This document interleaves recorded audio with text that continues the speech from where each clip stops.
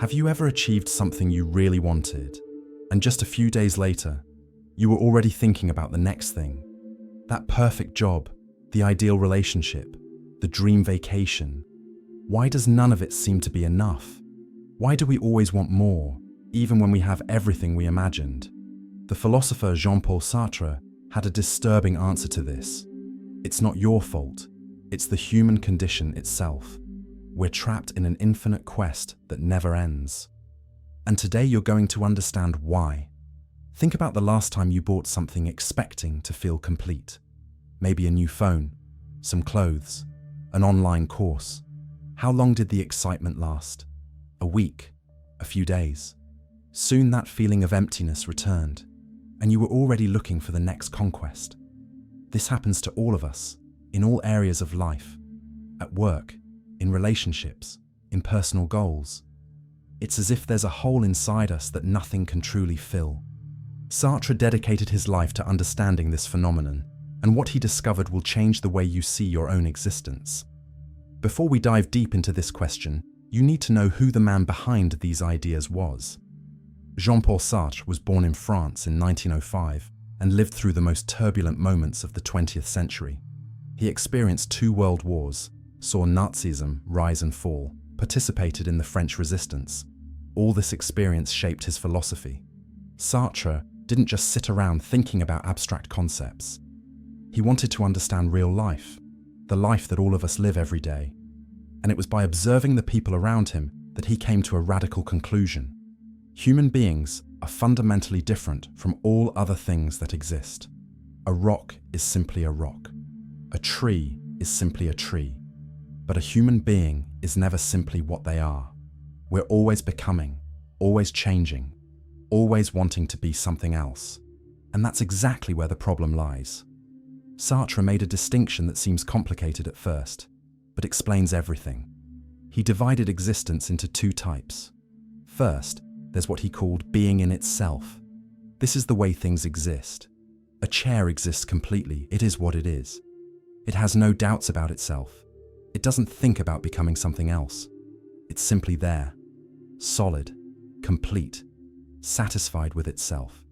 Then there's being for itself, which is the way we humans exist.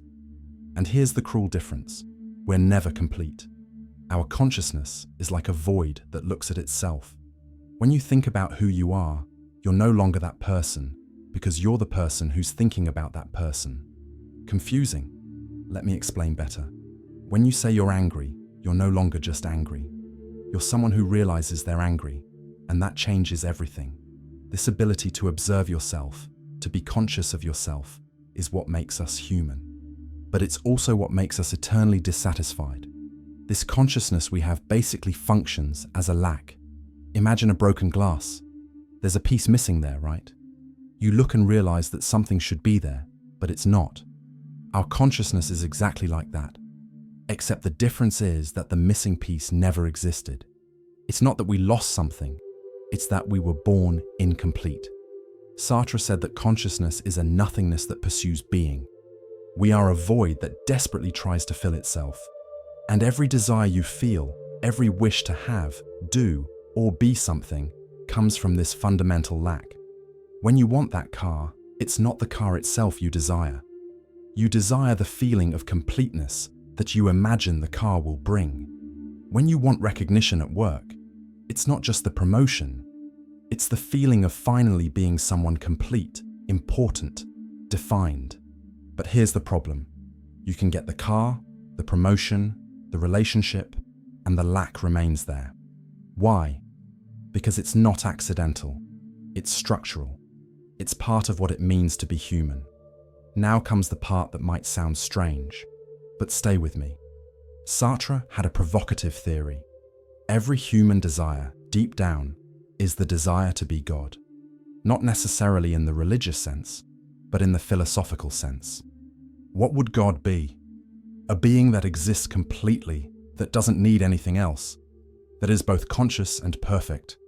God has no doubts, no lacks, doesn't think about who he could be. He simply is. Totally. Forever. And that's exactly what we want. We want to keep our consciousness, our freedom, our ability to choose, but at the same time we want to be complete like a rock. We want to be free and trapped at the same time. We want to be able to choose, but also have absolute certainty. It's an impossible contradiction. It's like wanting to be water and fire at the same time. And that's why nothing you achieve will be enough. You're pursuing something that, by definition, cannot exist.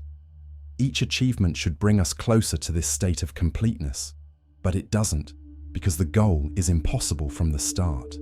So what do we do in the face of this distressing situation? Most of us run away. Sartre called this bad faith. Bad faith is when you lie to yourself about your own condition. It's when you pretend you're not free, that you don't have choices, that you're just a victim of circumstances.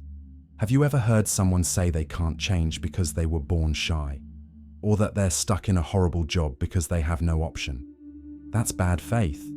It's not that these things aren't difficult, but Sartre would say you're using these difficulties as an excuse not to face your radical freedom. Why do we do this? Because freedom is scary. If you truly accept that you're free, that you can choose who to be at every moment, the responsibility becomes overwhelming. It's much more comfortable to say you're a certain way, and that's it. Look how this appears in consumerism. You buy things trying to create a fixed identity. You wear certain brands, listen to certain artists, go to certain places, all to be able to say, this is who I am. But deep down, you know this is a lie. You're not your clothes, you're not your phone, you're not your playlist. You're the empty consciousness that chooses these things and can choose others tomorrow. Consumerism promises to fill the void, but only patches it temporarily because the void isn't material, it's existential. And it's not just things we use to escape from ourselves, it's people too. The way we relate to others is completely contaminated by this impossible desire for completeness. Sartre had a pretty pessimistic view of human relationships. He said that love often isn't about the other person, but about ourselves. When you look at someone, you see yourself through that person's eyes. And there's something powerful in that. You want the other person to see you in a certain way, because that gives you a momentary identity. If someone sees you as attractive, funny, intelligent, you feel real. The other person's gaze turns you into an object, and that should be bad, but there's something seductive about it. Because as an object, you're defined, you're something, not just this conscious void. The problem is that this creates a dangerous game. You try to possess the other person's gaze, try to control how they see you, and they're doing the same with you, each one trying to use the other to fill their own lack. Sartre had a famous phrase, "Hell is other people." Many people misunderstand this. It's not that people are bad, it's that they force us to see ourselves as we really are, free, incomplete, without a fixed essence. The other is a mirror that reflects our void, and that's too uncomfortable. Look at how this manifests in romantic relationships. You meet someone and become obsessed. You think about this person all the time, idealize a future together, feel like you finally found the person who will complete you. The first few weeks or months are intense. It seems like you've finally filled that hole inside you. But what's really happening? You're not loving the other person as they really are. You're loving the idea of completeness they represent. You're trying to capture their freedom, turn them into your object, something you possess, and that defines you. And as time passes, you realize you can't really possess another person. They remain free, continue having their own thoughts and desires that you don't control. And then the jealousy begins, the need for control, the demands. All of this comes from the impossible attempt to use the other to fill your existential lack. And of course, it doesn't work. The most passionate person in the world can't give you completeness, because completeness simply doesn't exist for conscious beings like us. But we don't stop trying. And one of the most common ways to try to fill the void is through future projects. We live in the future. There's always something coming that will finally satisfy us. When I finish college, then I'll be fulfilled. When I get that promotion, then I'll be satisfied. When I get married, when I have kids, when I retire, when. Sartre explained that this isn't a defect, it's how we function. Human beings are fundamentally projected toward the future. You're never just being, you're always becoming. And that means you never rest in the present. The present is always insufficient because you're already mentally at the next goal. You get the dream job, and instead of enjoying it, you're already thinking about the next promotion. You reach a health goal, and you're already setting the next one. This is infinite. You're always running after a future version of yourself that, when you get there, will have already projected itself even further ahead. It's like trying to reach the horizon. You can walk as much as you want, but it will always be at the same distance because the horizon isn't a place. It's a relationship between you and the world. In the same way, complete satisfaction isn't an achievable goal. It's a structural illusion of human consciousness. And here's one of the most disturbing points of Sartre's philosophy: freedom. He said we're condemned to be free. That sounds contradictory, right? Freedom should be a good thing, but for Sartre, freedom is a burden, a responsibility that never ends. You can't rest in a fixed identity. You can't say you're a certain way and that's it. At every moment you're choosing who to be, and this never stops.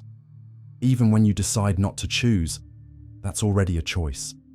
You're totally responsible for yourself, and there's nothing outside you that can save you from this. There's no human nature that defines you, no written destiny, no valid excuses.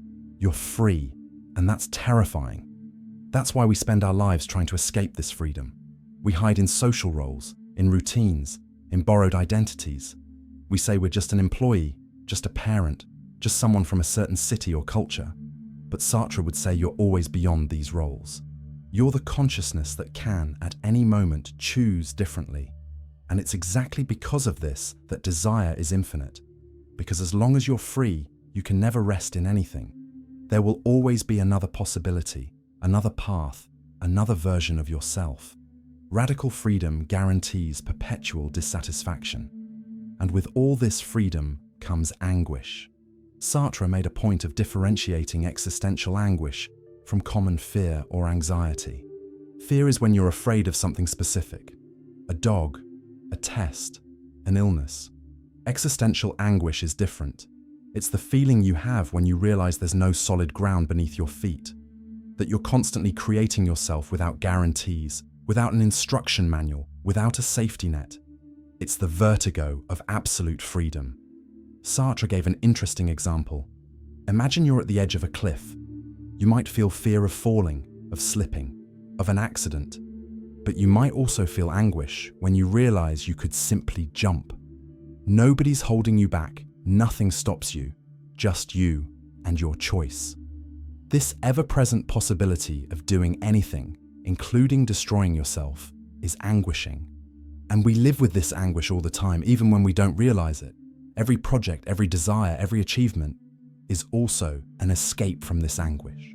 It's an attempt to create structure, meaning purpose in a universe that doesn't come with any of these elements included. We keep busy wanting things precisely so we don't have to stop and feel the void of absolute freedom. Now, it's worth pausing to compare Sartre with other philosophies that also talk about desire. Buddhists, for example, have been saying for thousands of years that desire is the root of suffering. The Buddhist solution is to eliminate desire through meditation and detachment. Schopenhauer, a German philosopher, talked about the blind and insatiable will that moves us, and also suggested a kind of renunciation. But Sartre is different. He doesn't propose eliminating desire. He doesn't think that's possible or desirable. Desire isn't a problem to be solved. It's the very structure of human consciousness. You can't stop desiring without ceasing to be human. The difference is in how you deal with it. For Sartre, the solution isn't to get rid of desire, but to understand its nature. It's recognizing that you're pursuing the impossible and still choosing your projects consciously. It's living authentically, knowing that nothing will complete you, but engaging in life anyway. It's not a comforting philosophy, but it's honest. Sartre doesn't offer you peace of mind, he offers you lucidity. And for him, lucidity is more valuable than consolation. And this lucidity becomes even more important when we look at today's world. Social media has absurdly amplified this dynamic of desire and validation by others. Think about it. You post a photo and keep checking how many likes it got. Why? Because each like is someone's gaze validating you, telling you that you exist, that you're important, that you're something. Social media has turned the other person's gaze into a quantifiable metric. And this is addictive because it directly touches on this need that Sartre identified, the need to be a defined object in the eyes of others. You don't post just any photo. You post the edited, filtered, curated version of yourself. You're constantly performing an identity, trying to control how others see you. And each notification gives you a small dose of the feeling of being, of existing in a fixed and recognized way. But this feeling lasts seconds. Soon you need to post again, get more validation, prove again that you exist. It's Sartre's infinite desire on digital overdrive. And the worst part is that you know, deep down, that the persona you built online isn't really you. It's a performance. But you continue because the alternative is to feel the void, the lack, the consciousness, without content that you really are. Modern consumerism also plays with this very intelligently. Companies don't sell products, they sell identities. They sell the promise that if you buy a certain thing, you'll become a certain type of person. Buy these sneakers and you'll be athletic, confident, a winner. Buy this perfume and you'll be seductive, sophisticated, desirable. Buy this course and you'll be successful, fulfilled, complete. Advertisements speak directly to that impossible desire to be God, to be complete. And it works because we want to believe. We want to believe that there's something external that can fill the internal void. So we buy. We feel a momentary excitement, and soon the excitement passes, and the void returns. But instead of recognizing that the problem is structural, that no product can solve an existential question, we look for the next product. Capitalism has figured out how to turn existential lack into an engine of infinite profit.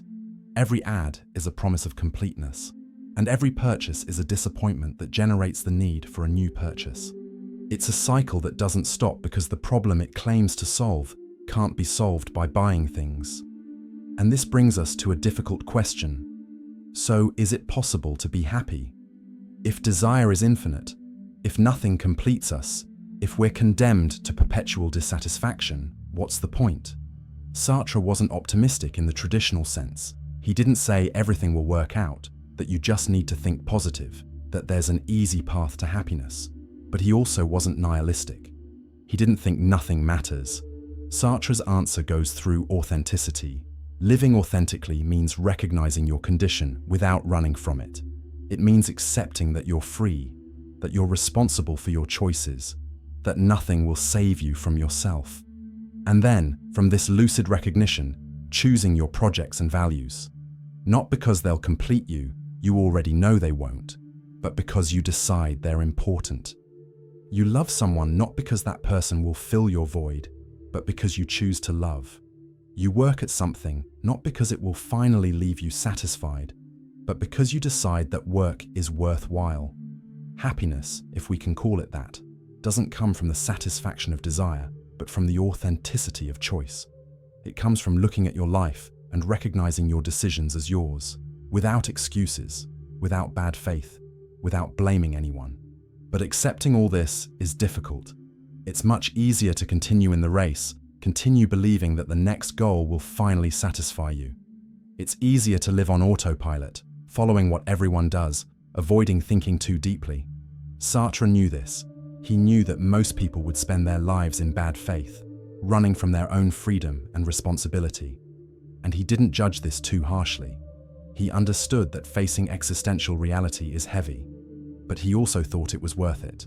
Because the alternative is to live a lie, to be moved by desires you didn't choose, to pursue goals that aren't really yours, always feeling that something is missing without ever understanding what. The lucidity that Sartre offers doesn't eliminate anguish, but transforms it. Instead of being an unconscious anguish that moves you like a puppet, it becomes an accepted part of your human condition. And there's dignity in that. There's even a certain beauty in looking at the absurdity of existence and saying, I know it doesn't make sense. I know there's no solid ground. I know I'll never be satisfied. And still, I choose to live. I choose to create. I choose to act. And here's an important point. Recognizing that desire is infinite doesn't mean you should stop desiring. That would be impossible, and isn't even what Sartre proposed. You'll continue wanting things, wanting to change, wanting to conquer. The difference is that now you understand the nature of what you're doing. You're no longer under the illusion that the next goal will complete you. You desire knowing it's a never-ending process, and that changes everything. You can enjoy the journey instead of living only for the arrival. You can value the present instead of always sacrificing it for the future. You can genuinely engage with people and projects without the impossible expectation that they'll fill your existential void. It's a lighter and more honest way to live. You continue wanting, but you're no longer a slave to your wanting. You observe your desires, recognize where they come from, and choose which ones you'll pursue based on your values, not based on the promise of completeness. So let's connect all of this. You started this video asking why nothing seems to be enough. Now you have Sartre's answer. Because you are consciousness, and consciousness is lack. Because you desire to be God, something complete and perfect. But that's an impossible ontological contradiction. Because you're condemned to freedom, and that means never being able to rest in a fixed identity. Because the very structure of your being is projected toward the future, always wanting, always becoming, never simply being. And this isn't your fault. It's not because you didn't try hard enough, didn't choose the right things, didn't find the right people. It's because you're human. And humans are structurally incomplete. All the consumerism race, all the search for validation on social media, all the relationships trying to capture the other, all the future projects that promise final satisfaction, all of this is a symptom of the same fundamental condition. You are a void that seeks being, and this search never ends. But there's another side to this coin. This same void that causes so much anguish is also the source of creativity, of change, of possibility. If you were complete like a rock, you couldn't create anything, couldn't change, couldn't grow. Art, science, philosophy, everything humans have ever done comes exactly from this lack. Because we're not complete, we can become anything. Because we have no fixed essence, we're free to reinvent ourselves. Infinite desire is a curse, but it's also the source of everything that's specifically human. Sartre saw this clearly. He didn't try to eliminate the lack, he tried to make us understand that the lack is what allows the existence of everything else.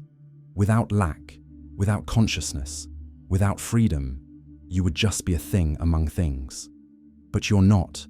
You're a being for itself, eternally incomplete, eternally free, eternally responsible for creating who you are.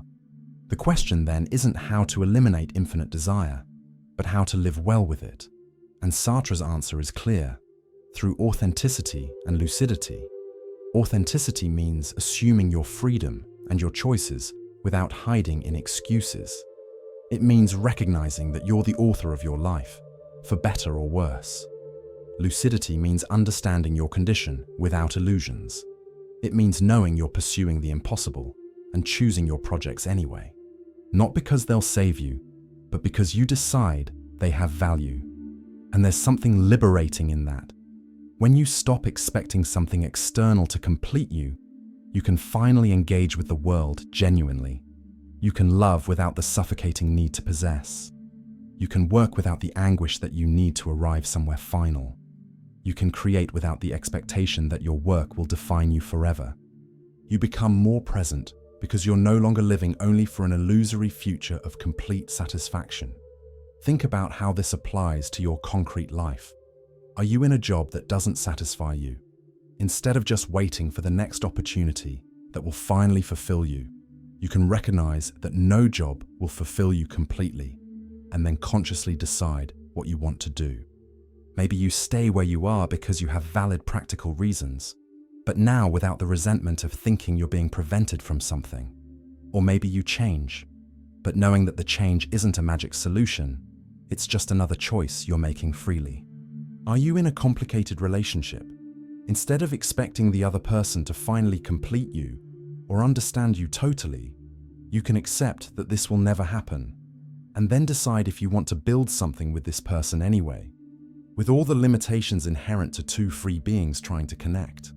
Are you dissatisfied with your body, your financial situation, your achievements?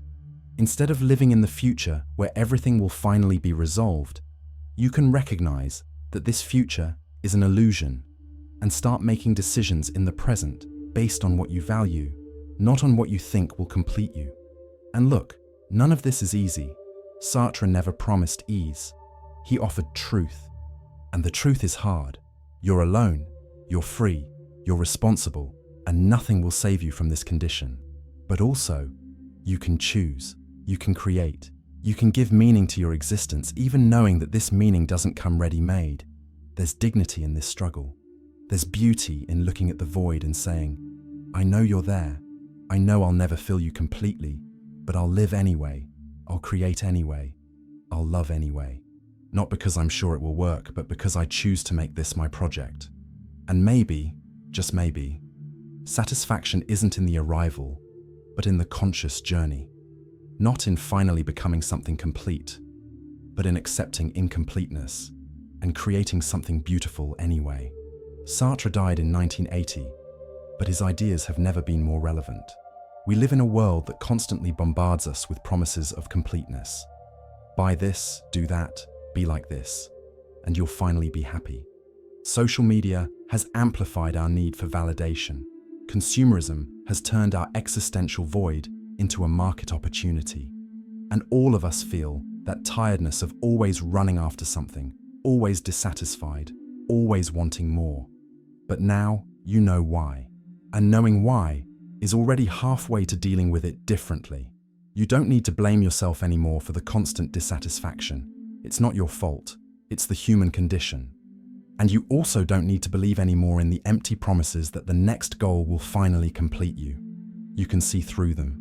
You can recognize them for what they are. Attempts to exploit a structural characteristic of human consciousness. Freedom scares. Responsibility weighs. Anguish bothers. But these are the things that make us human. These are the things that allow us to create, change, grow. Infinite desire is a curse when you don't understand its nature. When you're constantly frustrated because nothing is enough, constantly pursuing the next thing, constantly feeling that something is missing. But infinite desire can also be liberation when you understand that it's like that it's always been like that, and that it doesn't need to be different. You can stop fighting against your own nature and start working with it. You can choose your desires consciously, knowing they're temporary and won't complete you, but worth it anyway. You can engage with the present instead of always living in the future. You can create meaning instead of waiting to find it ready-made somewhere. In the end, Sartre's philosophy doesn't offer you cheap comfort. It doesn't say everything will be okay, that there's a bigger plan, that your difficulties have a cosmic purpose. It says something more radical. There's no plan. There's no given purpose. You're completely free and completely responsible. And this can be terrifying or liberating, depending on how you choose to face it. If you spend your life running from this truth, it pursues you in the form of vague anguish, constant dissatisfaction, the feeling that something important is missing. But if you face it head-on, if you accept your radical freedom and your total responsibility, something changes. You stop being a victim of your own life and become its author. You stop waiting for someone or something to save you and start creating your own salvation, knowing it's always temporary, always incomplete, but real anyway. So, next time you achieve something and feel that void returning a few days later, remember Sartre. Remember that the void isn't a problem to be solved. It's the structure of human consciousness.